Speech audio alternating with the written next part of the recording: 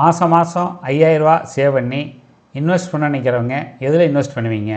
பிபிஎஃப்ஆ, ஆர்டியா, ஃபிக்ஸட் டெபாசிட்டா, post office time டெபாசிட்டா, கோல்டா, மியூச்சுவல் ஃபண்ட் எஸ்ஐபியா? சில பேர் எந்த ரிஸ்க் எடுக்கக்கூடாது, போட்ட அமௌண்ட் ரொம்ப சேஃபாக இருக்கணும் அப்படின்னு நினைக்கிறாங்க. சில பேர் க்ரோத் நல்லா ஃபாஸ்ட்டாக இருக்கணும், நல்லா வளர்ச்சி வேணும் அப்படின்னு நினைக்கிறாங்க. சில பேர் சேஃப்டியும் முக்கியம், க்ரோத்தும் முக்கியம் அப்படின்னு நினைக்கிறாங்க. இந்த 3 குரூப்புக்கும் பொருந்துற மாதிரி 3 இன்வெஸ்ட்மெண்ட் பிளானை தனித்தனியாக டீட்டெயிலாக பண்ண போகிறோம். வீடியோ கேர்ஃபுல்லாக கடைசி வரைக்கும் பார்த்தீங்கன்னா உங்களுக்கு எது சூட்டபுளாக இருக்கும் அப்படின்னு தெரிஞ்சுக்கலாம். வீடியோ பார்த்துட்டு மற்றவங்களுக்கு ஷேர் பண்ணுங்கள். இந்த வீடியோ எஜுகேஷன் இன்ஃபர்மேஷன் பர்பஸ்க்காக தான், எந்த பர்சனல் ரெக்கமெண்டேஷன் இல்லை. சரி, எதுக்காக மாதம் 5000 இன்வெஸ்ட் பண்ணுறோம் அப்படின்னு பார்த்தீங்கன்னா, சின்ன அமௌண்ட் கூட பிற்காலத்தில் பெரிய வளர்ச்சியை கொடுக்கும். எவ்வளோ சீக்கிரம் ஸ்டார்ட் பண்ணுறோமோ அவ்வளோ சீக்கிரம் நல்லது. நம்ம செல்வம் ஸ்லோவாக வளர்ச்சி அடைஞ்சிட்டே போயிட்டுருக்கும். ஒரு டிசிப்ளினாக சேமிக்கக்கூடிய பழக்கத்தை உருவாக்கும். ஸோ சிறிய முதலீடு பெரிய எதிர்காலம். சரி, எதுக்காக சீக்கிரம் ஸ்டார்ட் பண்ணணும் அப்படின்னு சொல்கிறோம் அப்படின்னு பார்த்தீங்கன்னா, பவர் ஆஃப் காம்பவுண்டிங், அதாவது வட்டிக்கு வட்டி கிடைக்கும். அதிக டைம் கொடுக்கும்போது நம்ம செல்வம் நல்லா வளர்ச்சி அடையும். மாதம் இன்வெஸ்ட் பண்ணுற செலவு, அதாவது பர்டன் குறையும். உதாரணத்துக்கு 25 வயசு 30 வயசில் மாதம் 5000 இன்வெஸ்ட் பண்ணுறது 35-40 வயசில் மாதம் 10,000 இன்வெஸ்ட் பண்ணுறத விட அதிக வளர்ச்சி நமக்கு கொடுக்கும். அதிக ரிட்டர்ன் நமக்கு கொடுக்கும். அதுபோக நமக்கு நல்ல நிதி சுதந்திரம், ஃபைனான்சியல் ஃப்ரீடத்தை கொடுக்கும். ஸோ எவ்வளோ சீக்கிரம் தொடங்குறோமோ அவ்வளோ சீக்கிரம் நல்லது. சரி, இன்வெஸ்ட்மெண்ட் ஸ்டார்ட் பண்ணுறதுக்கு முன்னாடி என்னென்ன பார்க்கணும் அப்படின்னு பார்த்தோம்னா, ஒரு எமர்ஜென்சி ஃபண்ட் வேணும். அதாவது அவசர செலவு வந்தால் என்ன வேணும் அப்படிங்கிறதுக்காக இதுக்கு தனியாக வீடியோ போட்டிருக்கோம். நம்ம சேனலை சப்ஸ்கிரைப் பண்ணி எமர்ஜென்சி ஃபண்டை பற்றி தனியாக வீடியோவை பாருங்கள். சரி, அதே மாதிரி ஹெல்த் இன்சூரன்ஸ் போடணும்னா போட்டுங்க. ஆனால் திடீர்னு மெடிக்கல் எமர்ஜென்சி, பெரிய சர்ஜரி அந்த மாதிரி வந்துன்னா நம்ம இன்வெஸ்ட் பண்ணிட்டு அதை எரோட் பண்ணிடுறோம். அதிக வட்டிக்கு அதை கடன் வாங்கியிருந்தா, ஒரு ஹவுசிங் லோன் மாதிரி குறைவான வட்டிக்கு வாங்கியிருந்தா, லாங் டேர்ம் வாங்கியிருந்தால் பரவாயில்ல. ஒரு பர்சனல் லோனோ அல்லது வேறு யாராவது தேர்ட் பார்ட்டிகிட்ட வட்டிக்கு பணம் வாங்கியிருந்தாலோ அதை ஃபஸ்ட்டு க்ளோஸ் பண்ணிடுங்க. மாதம் இன்வெஸ்ட் பண்ணுற மாதிரி முதல்ல பிளான் பண்ணிக்கங்க. ஸோ இந்த அடிப்படைகளை ஃபஸ்ட்டு உருவாக்கிக்கணும்.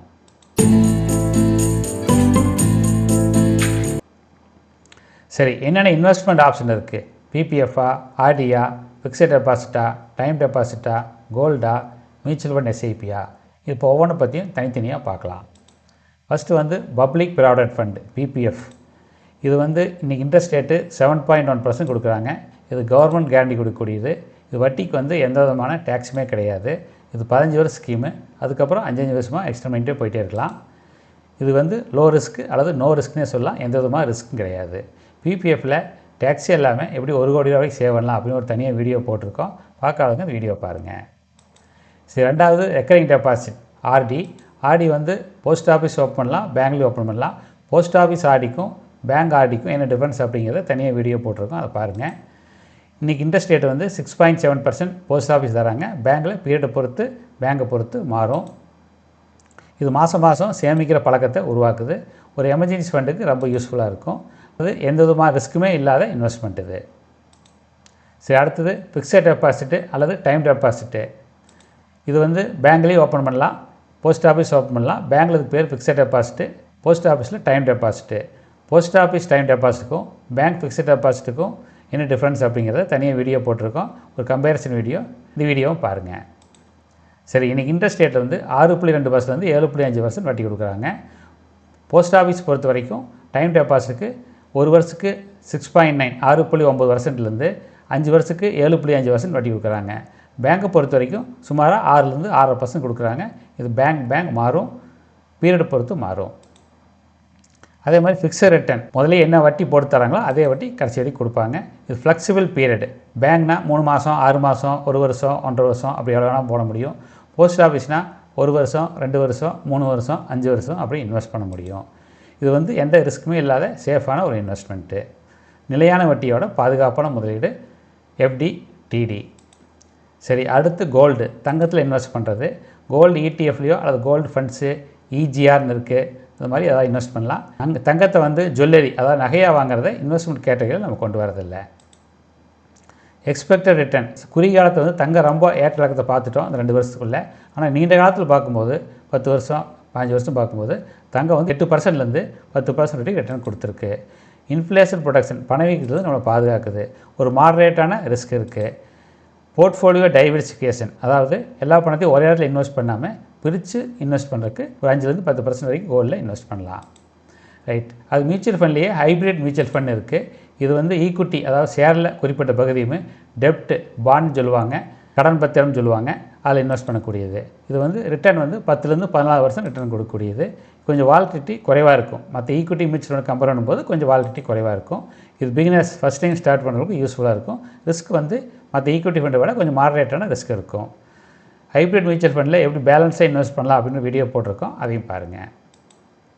சரி, அடுத்து இண்டெக்ஸ் ஃபண்டு. இது இண்டெக்ஸில் எப்படி இருக்கோ, நிஃப்டி 50, நிஃப்டி 100 ஃபண்டு அப்படிலாம் இருக்குது, சென்செக்ஸ் ஃபண்டு இருக்குது. அந்த இண்டெக்ஸில்ங்கிற அதே விகிதாச்சாரத்தில் ஷேரில் இன்வெஸ்ட் பண்ணி வச்சுருப்பாங்க. ரிட்டர்ன் வந்து 12லேருந்து 14% ரிட்டர்ன் கிடைக்கும். இது வந்து காஸ்ட் வந்து ரொம்ப குறைவாக இருக்கும். எக்ஸ்பென்ஸ் ரேஷியோவாங்க. மியூச்சுவல் ஃபண்டில் வருஷம் அமௌண்ட் வந்து நம்மகிட்ட வந்து எடுப்பாங்க. அந்த அமௌண்ட் வந்து இண்டெக்ஸ் ஃபண்டில் ரொம்பவே குறைவாக இருக்கும். அதனால் நீண்ட கால இன்வெஸ்ட்மெண்ட்டுக்கு ரொம்ப யூஸ்ஃபுல்லாக இருக்கும். இது மாடரேட்டான ரிஸ்க் இருக்கக்கூடிய மியூச்சுவல் ஃபண்டு. இது இண்டெக்ஸ் ஃபண்டு பற்றி தனியாக வீடியோ போட்டிருக்கோம், அதையும் பாருங்கள். சரி, அடுத்து ஃப்ளெக்ஸி கேப் அல்லது மல்டி கேப் ஃபண்ட் அப்படின்னு இருக்குது. இது வந்து large cap, mid cap, small cap, அதாவது பெரிய கம்பெனி, நடுத்தர கம்பெனி, சிறிய கம்பெனி பங்கில் இன்வெஸ்ட் பண்ணியிருப்பாங்க. ரிட்டர்ன் வந்து 14லேருந்து 17% ரிட்டர்ன் கொடுக்கறதுக்கு வாய்ப்பு இருக்குது. இது அதிக வளர்ச்சி கொடுக்கக்கூடிய பொட்டன்ஷியல் இருக்குது. அதே சமயம் அதிக ரிஸ்க்குமே இருக்குது. இது நீண்ட கால இன்வெஸ்ட்மெண்ட்டுக்கு ரொம்ப சூட்டபுளானது. 20 வருஷம் 30 வருஷம் இன்வெஸ்ட் பண்ணுறதுக்கு நல்லாயிருக்கும். அதிக வளர்ச்சிக்கான மியூச்சுவல் ஃபண்டு. மல்டி கேப் ஃபண்டுக்கும் ஃப்ளெக்ஸி கேப் ஃபண்டுக்கும் என்ன டிஃப்ரென்ஸ் அப்படின்னு வீடியோ போட்டிருக்கோம், அதையும் பாருங்கள்.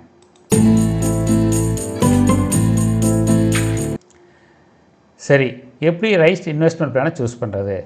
Conservative plan, balance plan, growth plan அப்படிலாம் இருக்குது. அதை பற்றி பார்க்கலாம்.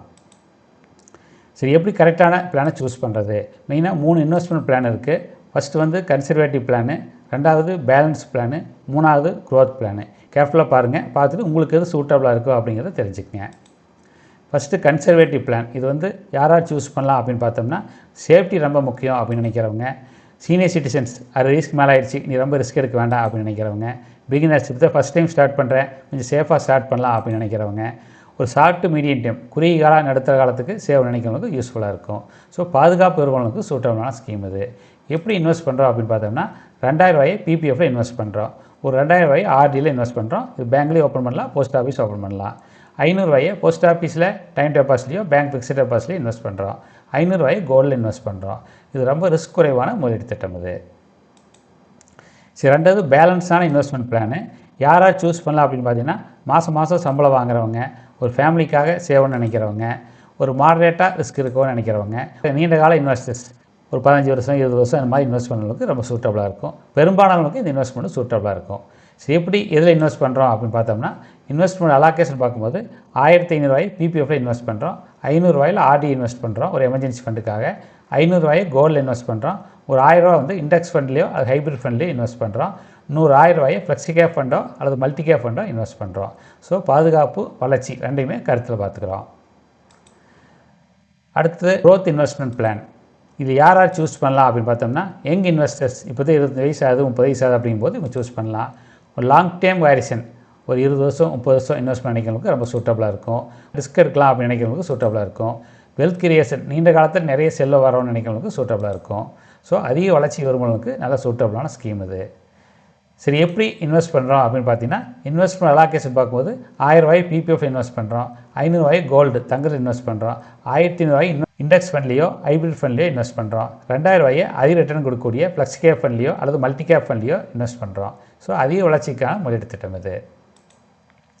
சரி, 3மே ஒரே டேபிள் காலமாக ஈஸியாக கம்பெனி பார்த்துடலாம்.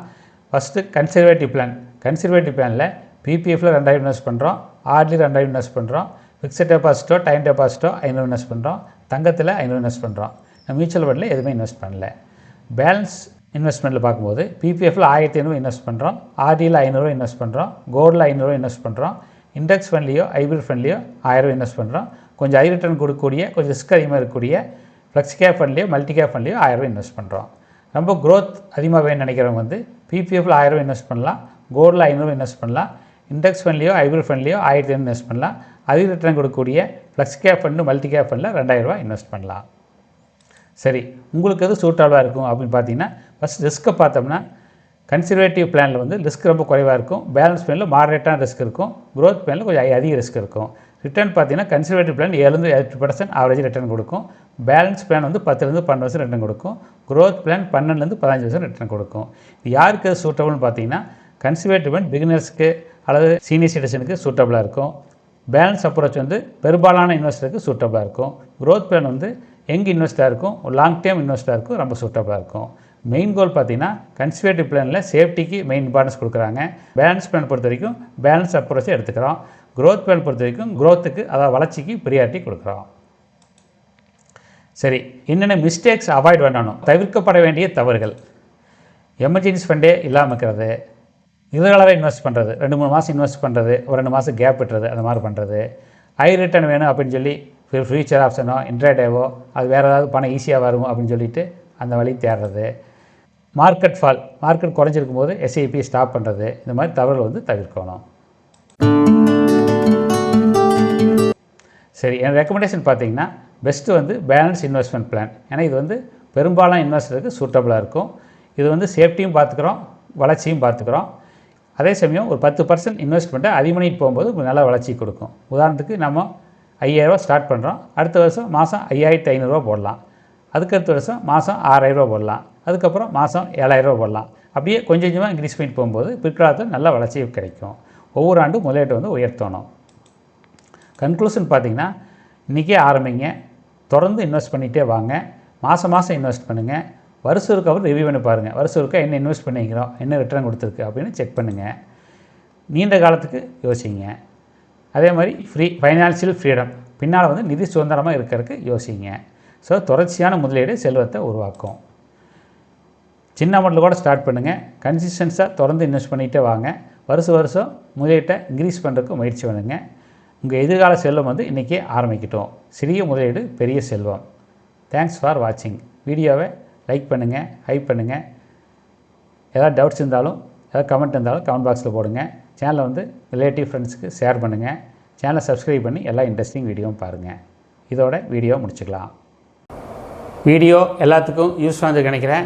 நான் கொடுத்துருக்கிற மோஸ்ட் ஆஃப் வீடியோவில் கடந்த 25 வருஷமாக என்னோட பர்சனல் மணியை இன்வெஸ்ட் பண்ணிட்டு தான் வரேன். அந்த எக்ஸ்பீரியன்ஸ் சேர்த்து தான் வீடியோவில் கொடுத்துருக்கேன். வீடியோவை லைக் பண்ணுங்கள், ஹைப் பண்ணுங்கள், கமெண்ட் பண்ணுங்கள், ஷேர் பண்ணுங்கள். கீழே இருக்கிற சப்ஸ்கிரைப் பட்டன் அமுத்தி எல்லா இன்ட்ரெஸ்டிங் வீடியோவும் பாருங்கள்.